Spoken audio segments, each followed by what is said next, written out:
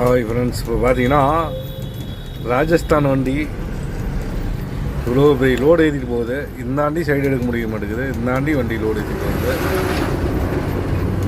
இப்போ உடனே நம்மளுக்கு பார்த்து வழி விட்டால் தான் நம்ம சைடு எடுக்க முடியும், இல்லைன்னா நம்மளுக்கு சைடு தரமாட்டோம். ஏன்னா அவ்வளோ பெரிய லோடு ஹைட்டு, சைடு அகலம். இவரே இன்னொரு சைடு எடுக்கிறாரு நிற்கிற வண்டியை.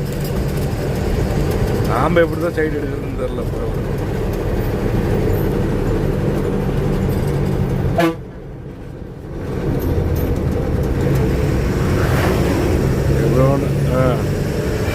சைடு கொடுத்துட்டாரு.